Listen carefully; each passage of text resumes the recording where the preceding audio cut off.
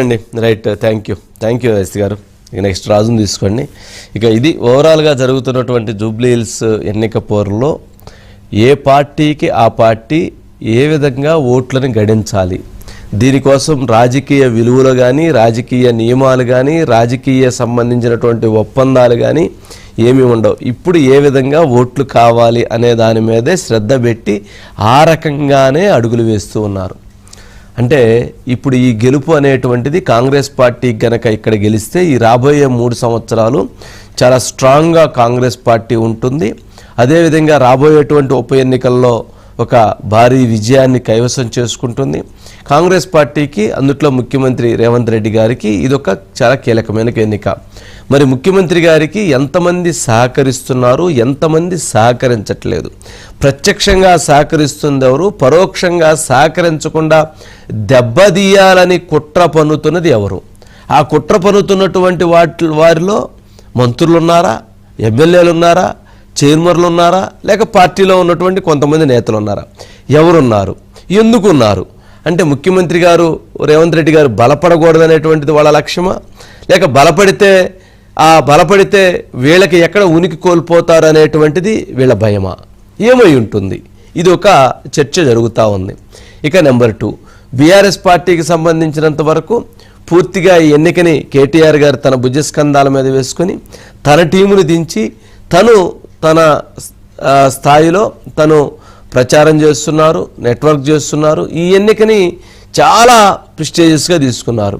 ఎందుకంటే తన భవిష్యత్తు అనేది ఈ ఎన్నిక మీద ఆధారపడి ఉంటుందనేది తనకి డూ ఆర్ డైగా ఈ ఎన్నిక ఉంది. ఇక బీజేపీ కన్ఫ్యూజన్లో ఉంది, క్లారిటీ కనపట్టలేదు, మొత్తానికి ప్రచారం చేస్తున్నారు.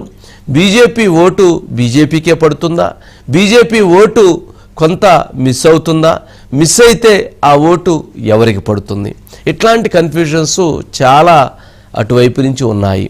ఇక టీడీపీ కంటెస్ట్ చేయలేదు. టీడీపీ మిత్రపక్షమైనటువంటి భాగస్వామ్య పక్షమైనటువంటి బీజేపీకి మద్దతు ఇవ్వలేదు. బీజేపీ అడగలేదు, మాకు వద్దు అన్నది. వద్దు అన్న తర్వాత టీడీపీ ఇవ్వలేదు. మరి ఎవరికి చేయబోతున్నారు? టీడీపీ ఓటర్స్ ఎటువైపు ఉండబోతున్నారు? అత్యంత క్రియాశీలకమైనటువంటి టీడీపీ ఓటు ఈసారి కాంగ్రెస్కి వెళ్తుందా, బీఆర్ఎస్కి వెళ్తుందా, బీజేపీకి వెళ్తుందా?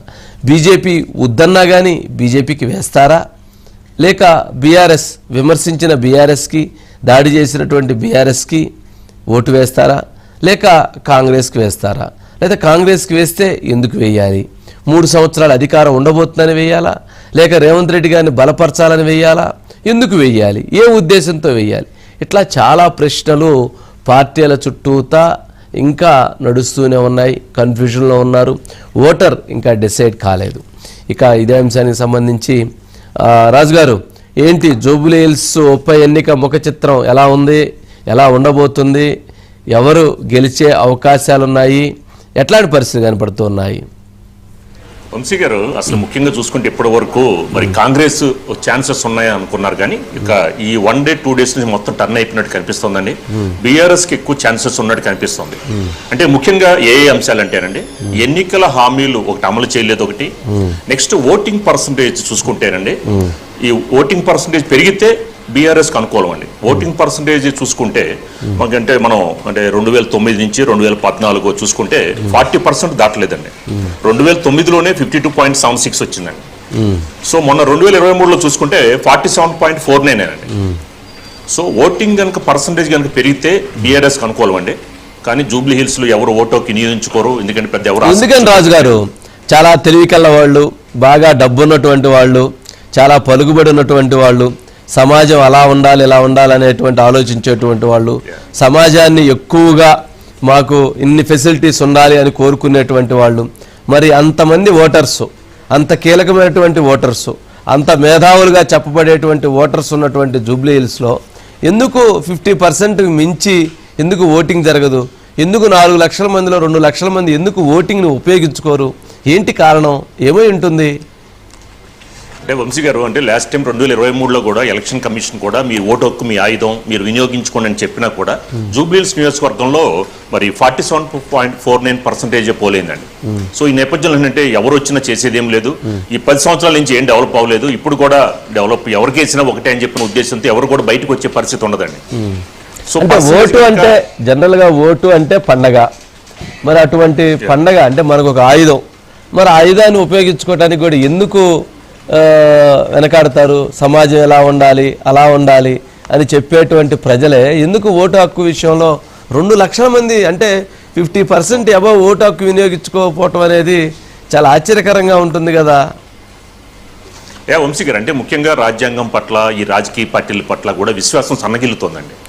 ఈ నేపథ్యంలో ఎవరు కూడా ఓటు హక్కుని వాళ్ళు సంపూర్ణంగా వినియోగించుకోవట్లేదండి. ఓకే, అది సార్. సో మూడో అంశం సార్ వంశీ గారు, హైడ్రా. చెప్పండి. ఎన్నికల హామీలు ఒకటి, ఓటింగ్ పర్సంటేజ్ ఒకటి, హైడ్రా, ఈ 3 చాలా కీలకం కాబోతున్నాయండి. ఇది హైడ్రా అంశాన్ని బీఆర్ఎస్ చాలా క్లియర్ గా క్షేత్రస్థాయిలో తీసుకువెళ్తోందండి. నిన్న కేటీఆర్ గారు ఏదైతే గ్రౌండ్స్ లో కూడా మీటింగ్ పెడుతూ కూడా డిజిటల్ కు కూడా హైడ్రా బాధితుల యొక్క స్టేట్మెంట్స్ ని, వాళ్ళు ఏదైతే పిల్లలు బాధలు పడడం, వాళ్ళన్నీ కూడా చాలా క్లియర్ గా, అంటే ఒక క్షేత్రస్థాయిలో ఒక చాలా లోతుగా వెళ్ళేటట్టు ఆయన తీసుకెళ్తున్నారండి హైడ్రా అంశాన్ని. సో ఈ 3 అంశాలు కనుక చూసుకుంటేనండి ఎక్కువగా అంటే టర్న్ అయ్యే అవకాశాలు కనిపిస్తున్నాయండి బీఆర్ఎస్ వైపు. రైట్ రాజు గారు, అంటే ఉప ఎన్నికకు సంబంధించినంత వరకు ఇటు కాంగ్రెస్, బీఆర్ఎస్, బీజేపీ మధ్య హోరాహోరీ జరుగుతున్నప్పటికీ కొంత బీజేపీ వెనకబడింది, కాంగ్రెస్ బీఆర్ఎస్ మధ్య హోరాహోరీగా ఉంది.